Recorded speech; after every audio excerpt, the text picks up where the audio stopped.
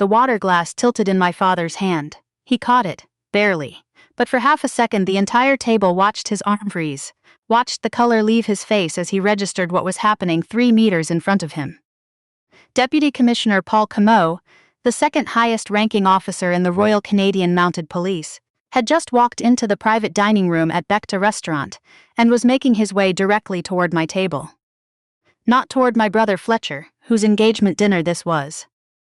Not toward my father, who had spent the better part of 30 minutes positioning himself near the entrance specifically to greet Paul Comeau the moment he arrived. Toward me. My father had spent the evening introducing me as the practical one, the daughter who made sensible choices when more ambitious options weren't available. In front of a room full of lawyers, government officials, and partners from the Bay Street firm Fletcher worked for, my father had offered me as the Aldous who had done reasonably well, all things considered. But Deputy Commissioner Comeau wasn't looking at anyone else. He stopped beside my chair, extended his hand, and said something that would take my father months to fully absorb. "Inspector Aldous," he said, and his voice was warm in a way that didn't belong to a first acquaintance. "I'm very glad you're here tonight." I saw my father's mouth open, then close. His eyes moved from Paul Comeau to me and back again, like a man trying to align two images that shouldn't overlap. For the first time in as long as I could remember, my father had nothing to say. "My name is Carolyn Aldous. I'm 37 years old, and this is the story of how my father spent nearly a decade deciding who I was before he ever thought to ask. I grew up in Kanata, in the part of Ottawa that felt less like a city and more like a very long suburb that happened to sit adjacent to the federal government. Our street was full of aerospace engineers, defense contractors, and public servants who treated career success the way other families treated religion, with quiet devotion and occasional bursts of public fervor. My father, Martin Aldous, fit that world precisely. He spent 31 years as a senior project manager at a federal aerospace contractor, the kind of position that came with a pension, a parking spot, and a framed photograph taken with the deputy minister of the day. He was proud of that photograph. It hung in his home office for years, slightly off-level, above the shelf where he kept the books he planned to read when he retired. My brother Fletcher was, in my father's accounting, everything a son should be. Fletcher was 3 years older than me and seemed born with the particular talent of appearing effortless. He graduated near the top of his law cohort at the University of Ottawa, articled at a firm downtown, and then, at 28, transferred to a securities practice on Bay Street in Toronto. My father could not say Bay Street without a specific lift in his voice, the way some people pronounce the names of cathedrals. I was, as my father sometimes put it, the one who went a different direction. I studied criminology at Carleton, which my father received with the polite silence of a man being told something he didn't know how to categorize. When I applied to the RCMP, he was quieter still. "The RCMP is a solid choice," he said, at the kitchen table the morning after I told him, "if you're not sure what else to do." He meant it kindly. That was the worst part. He genuinely believed it was encouragement. Over the years that followed, I stopped expecting much from those conversations. I made inspector before 34, transferred into the Major Crimes Unit, led investigations that required more operational planning than most people coordinate in a decade of corporate work. And every Christmas, my father would ask how things were going with the police. "Fine," I would say. And he would nod, satisfied, and move on to asking Fletcher about the partners' meeting, the Q4 numbers, the particular client whose account was apparently worth more than the GDP of a mid-sized province. When Fletcher made senior associate, my father booked a private room at a restaurant in the Glebe for the celebration. When I was promoted to inspector, he sent me a text message, "Congratulations, Carolyn, very well deserved." I saved that message. I don't know exactly why. It seemed important to keep evidence of what the ceiling looked like. Fletcher met Beatrice Comeau the way people meet in Ottawa, through overlapping professional circles and a charity gala that someone felt obligated to attend. They dated for 2 years before he proposed, and by the time the engagement dinner was being planned, my father had already done what he always did with things he found impressive. He researched. Paul Comeau, retired deputy commissioner, former head of federal policing for the RCMP, recipient of the Commissioner's Commendation and the Meritorious Service Medal. My father could recite the résumé without pausing. He knew the year Comeau had been appointed to each post, knew the committee work he'd done since his retirement, knew the pieces he'd published in the Globe and the Ottawa Citizen. He spoke about Paul Comeau the way he spoke about senior civil servants he admired, with slightly reverent deference, as though the man existed on a different atmospheric layer than ordinary people. This did not cause my father to connect any dots. The fact that Paul Comeau was the former deputy commissioner of the organization where his own daughter served as inspector, a fact sitting in plain sight for anyone who cared to look, did not register as worth exploring. He called me 3 weeks before the dinner. I was at my desk in the Major Crimes Unit, working through interview notes on a file I couldn't discuss, when my phone lit up with his name. Carolyn. His voice had the tightness it carried when he was attempting something he'd rehearsed. Hi, Dad, everything okay? I need to ask you something. Okay. A pause. The dinner, Paul Comeau will be there. He's a very prominent man, very well connected. I waited. I just want to ask, please don't make things awkward. Fletcher deserves a perfect evening. I set down my pen. What would I make awkward? You know how these dinners go. People ask what you do, and sometimes the police work can be. He stopped, recalibrated. Just keep it light, keep it about Fletcher and Beatrice. The thing about a comment like that is the specific exhaustion it produces. Not anger, exactly. Something older than anger. The recognition that no matter what I had spent 12 years building, in my father's mind I was still one wrong sentence away from embarrassing someone. I never talk about my work at family events, I said. I know, I just wanted to be clear. We said goodbye. I sat for a while looking at the window. October in Ottawa. The sky was the particular gray that settles in before the first frost, flat and certain. I thought about what he'd said, and then I thought about what he didn't know. I won't use the name of the operation, some aspects remain restricted. What I can say is that it ran for 14 months, targeted a network moving people across the Ontario-Quebec corridor, and that by the time it concluded, 8 individuals had been arrested and 17 people who had not expected to go home again went home. I led the surveillance phase. 12 months in, we picked up something we hadn't anticipated. Our monitoring flagged a secondary communication stream that our analysts identified within 48 hours as a separate active situation. Someone had been taken. Not as part of the primary network, adjacent to it, through a connection we hadn't yet mapped. A 22-year-old Carleton student named Eloise had been taken 4 days before we found the signal. The network holding her had no idea we were watching. We had a narrow window. The problem was timing. Executing a rescue meant compressing the broader operation by several weeks. Intelligence we had spent months gathering would need to be acted on immediately, before the network could adapt. There was a legitimate argument for waiting. There was a case to be made that a few more days of surveillance would give us a cleaner prosecution. I made the call to move. We went in, everyone came out. 3 weeks later, in a conference room at RCMP headquarters on the Vanier Parkway, I gave a debrief to a group of senior officials I had not previously met. Paul Comeau was among them. He asked precise questions. The kind that told you immediately he had operational experience himself. Not a bureaucrat reading from a briefing sheet, but someone who understood what 14 months in the field actually involved. After the others had left, he stopped in the doorway. Inspector Aldous. He had the unhurried manner of someone who means everything he says. That was the right call, moving when you did. Thank you, sir. I mean that specifically. A pause. I know what waiting would have looked like on paper. I nodded, he nodded back, then he told me something I hadn't known. Eloise was his niece, his sister's youngest daughter. I didn't say anything. There wasn't anything to say that wouldn't have felt insufficient. He shook my hand and left. We saw each other twice after that. Once at a national policing conference in Montreal, once at a briefing in the Privy Council office building. Before the night of Fletcher's engagement dinner, when he walked into Becta and made his way across the room to my chair. The private dining room holds perhaps 30 guests comfortably. That evening it held 26. Fletcher and Beatrice at the center, my parents on one side, Paul and Dominique Comeau on the other.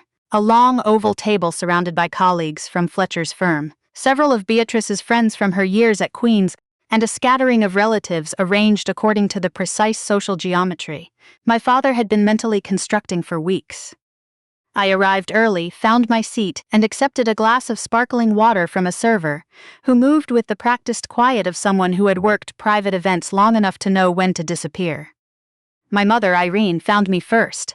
She touched my arm, said she was glad I'd made the drive from Toronto. I had transferred to the Ontario unit the previous year, and looked at me with an expression she sometimes wore at family gatherings. Not pity, exactly. Something more careful, an awareness. "Your father is very excited tonight," she said. "I know." She squeezed my hand and moved away without adding anything else. She was good at that, saying the important things in the gaps between sentences. When my father noticed me, he covered the length of the room with the energy of a man who had been tracking the door. His suit was new. He had the buoyant, slightly pressurized quality of someone who had been looking forward to this particular evening for a long time. "You found the place," he said. "I've been to Becta before, Dad." Right. He glanced toward the entrance. "Paul Camo hasn't arrived yet. I'm going to welcome him personally at the door." I said that sounded like a good idea. He leaned slightly closer. "Remember what we talked about?" "I remember." He nodded, satisfied, and moved back toward the entrance. I sat with my water glass and watched the room fill. Fletcher moved through it easily, the way he'd always moved through rooms. Comfortable at the center, good at making each person feel briefly like the most interesting conversation he'd had all evening. Beatrice stood beside him, warm, self-possessed, the kind of person who makes a gathering feel genuinely celebratory rather than performed. I liked her. I liked the way she laughed at something, Fletcher said without checking to see if anyone was watching. Dinner began before Paul Camo arrived. My father's jaw tightened slightly at that, but he carried on with the hosting duties he had assigned himself, working the room with toasts and introductions, and a speech about Fletcher and Beatrice that ran long enough that I noticed two of the Bay Street lawyers exchanging a patient glance. Then came the family introductions. My mother received warm applause. Fletcher raised his glass. Beatrice laughed at something my father said. The room was in exactly the mood my father had spent all evening producing. Then he turned to me. "Of course," he said, with the particular brightness that means someone is about to say something they've decided is charming. Not all of the Aldous children followed the conventional path. A few guests looked up. "This is Carolyn," he smiled. "She's always kept us humble." While Fletcher was building something on Bay Street, Carolyn decided that policing was more her speed. A short laugh. "Every family has the one who does things their own way. In the Aldous family, we call her the practical one." Another pause, for effect. Practical is its own kind of achievement.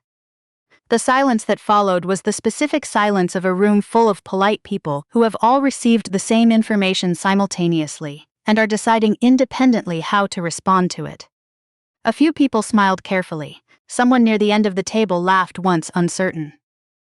I reached for my water glass. I had learned over many years of high-pressure field work that the hands are the first thing to betray composure. If you give them something to do, everything else holds. My father moved on, the conversation resumed, salads arrived.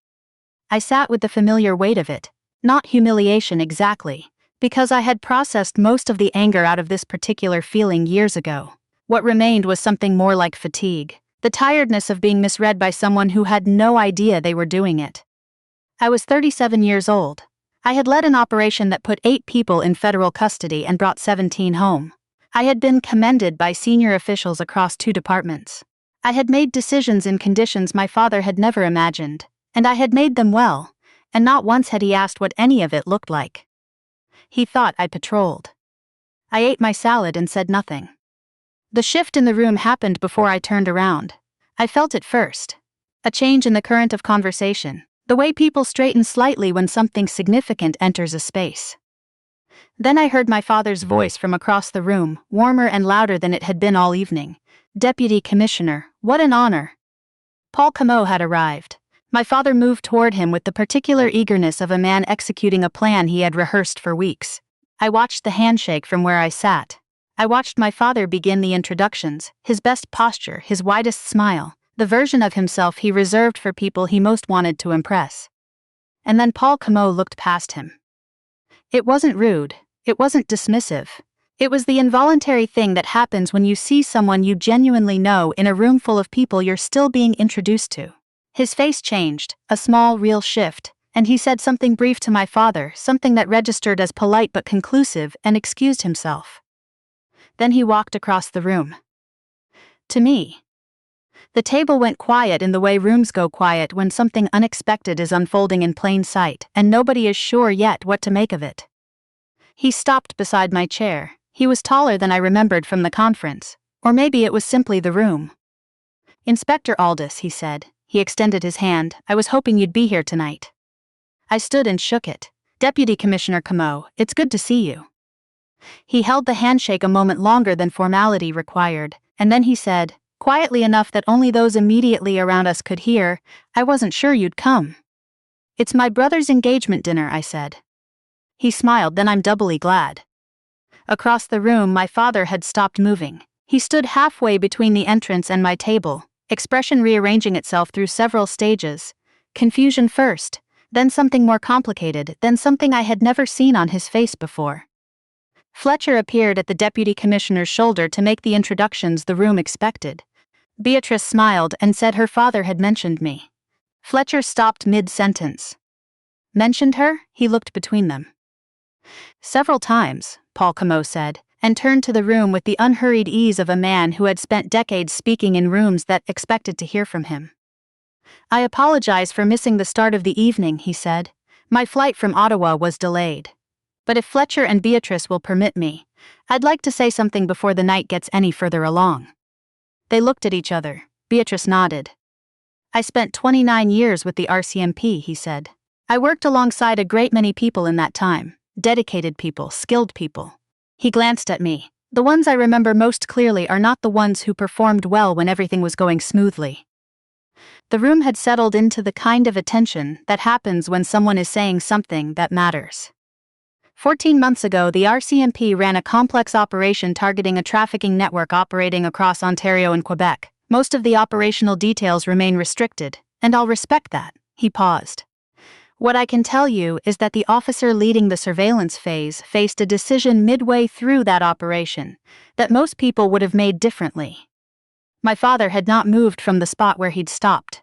His face held now only the expression of a man trying to locate himself inside a story he didn't recognize. "She had intelligence that could have extended the investigation, strengthened the prosecution, made the case file cleaner." Paul Camo spoke evenly, the way people speak when they have chosen their words carefully.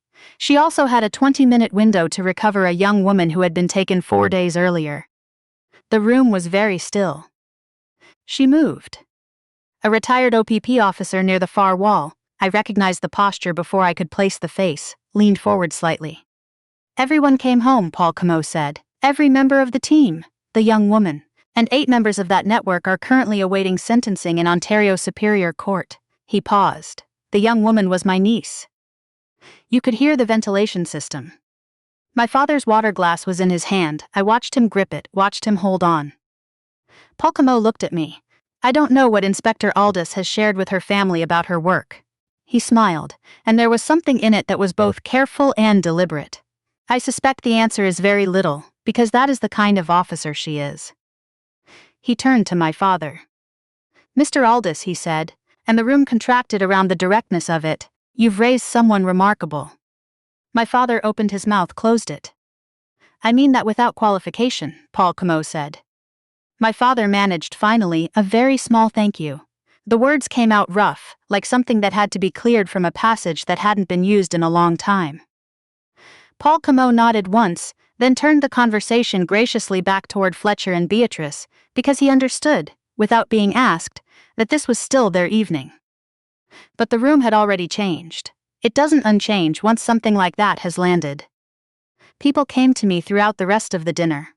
The retired OPP officer stopped by and didn't say much, just pressed my hand briefly in the way that people who've done fieldwork use instead of speeches. One of Fletcher's Bay Street colleagues asked genuine questions about how an investigation at that scale actually worked, and I answered honestly, which surprised us both. My mother sat beside me for a long stretch of the meal and said almost nothing. At one point she placed her hand over mine on the table and kept it there. That was enough. Fletcher found me near the end of the evening. He looked the way people look when they are revising a large number of assumptions simultaneously. "You never said anything," he said. There wasn't much to say. He stared at me. "Carolyn, the deputy commissioner of the RCMP told our entire family that you saved his niece." "His retired title is deputy commissioner," I said. "He's been out of the post for 2 years." Fletcher laughed, a real laugh, surprised out of him. Then he hugged me, which he hadn't done in probably 4 years. I had no idea, he said. I know. When he stepped back, he looked a little ashamed. I should have asked more, about your work, about what you actually do. Yes, I said, you should have. That was as much of that conversation as either of us needed right then. By the time dessert plates were cleared, the room had thinned. Paul and Dominique Comeau said their goodbyes at the door. He shook my hand and said only, "Keep doing what you're doing, Inspector," which I understood to mean several things at once. Fletcher and Beatrice left with a group of friends, Beatrice pausing to squeeze my arm on the way out. My mother gathered her coat, kissed me on the cheek, and said she'd see me at breakfast. Her eyes were slightly bright. She didn't comment on it, and neither did I. Which meant only 2 people remained in the nearly empty dining room. My father hadn't moved in a long time. I walked over. He didn't look up immediately. He was studying his hands, or something past them, in the way of a person thinking through a calculation they'd gotten wrong. I didn't know, he said. His voice was different, not smaller exactly, but something had left it that had always been there before. I know you didn't. I mean, he stopped, tried again. I always knew you worked cases. I knew it was real police work. I just never really. He shook his head. I never asked. No, I said, you didn't. He looked up then. His eyes were the eyes of a man who has been standing in front of something for years without seeing it. I made assumptions, he said, about what your work was, what it was worth. A pause, about what you were. There were things I'd wanted to say about this for years. Things I had composed on long drives back from operations, in hotel rooms between briefings, with the careful logic of someone building an argument they believed they would one day deliver. I delivered none of them. I know, I said, because he was saying something true, and adding to it didn't seem useful. He was quiet. Outside, Bank Street was empty and cold, orange with streetlight and a thin scatter of early November snow. Ottawa always looked like that in winter, a city that had made its peace with difficulty. When you said you were joining the RCMP, he said at last, I thought you were settling. I had this picture of what success looked like, and I couldn't see anything outside it. A pause. I thought the RCMP was what you chose when better options hadn't come together. I know that's what you thought, I said. I was wrong. Yes. I'm sorry, Carolyn. 3 words, 12 years late. Still worth hearing. I put my hand over his, the same hand that had gripped a water glass too hard 2 hours earlier, the hand that had gestured toward Fletcher for decades like a compass that only knew one direction. It felt ordinary under mine. Just a hand. Just my father's hand. We can't go back, I said, but we can be different from here. He nodded. Something moved across his face. Not relief, exactly. Something more like the beginning of a longer process, one that would take time and patience and probably some uncomfortable silences ahead. But it was a beginning. And beginnings, as I'd learned across 12 years of doing work that often looked invisible from the outside, are worth more than people tend to credit them. 6 months later, I stood on a stage in the RCMP's national headquarters in Ottawa, in a room full of officers, senior officials, and families who had been told only that there was a ceremony worth attending. My mother sat in the 3rd row, Fletcher was beside her, Beatrice beside him. And next to Beatrice, slightly turned in his seat so he could see the stage clearly, was my father. When the commissioner read the citation, the commissioner's commendation for meritorious service in the conduct of the operation led by Inspector Carolyn Aldous, the room applauded. My father was on his feet before anyone else in the civilian section, hands together, shoulders back, face open in a way I hadn't seen since I was small enough that he hadn't yet decided who I was going to be. He was simply proud, fully, cleanly, finally proud. I looked at him from the stage for one long moment. I thought about what recognition means and what it doesn't mean. The work had been real every day it was happening, whether or not anyone in that room had known about it. A commendation doesn't retroactively validate the choices that earned it. The choices were already made, in a window of 20 minutes, in conditions that don't appear on any citation. But there is something, and I won't pretend otherwise, something that moves in you when the person whose approval you spent years learning not to need finally offers it freely. Not because someone important told them they should. Not because they were embarrassed into it at a dinner table, but because they paid attention at last and saw what had always been there. The finest thing that came out of that evening at Becta wasn't the deputy commissioner's words, as remarkable as those words were. It was the morning after when my father called, not texted, called, and asked if I had time for coffee. He said he had questions. He wanted to understand what I actually did, what the work felt like, what I cared about, and why I'd chosen it. He had a lot of questions. We talked for 3 hours. I hope we're not finished yet.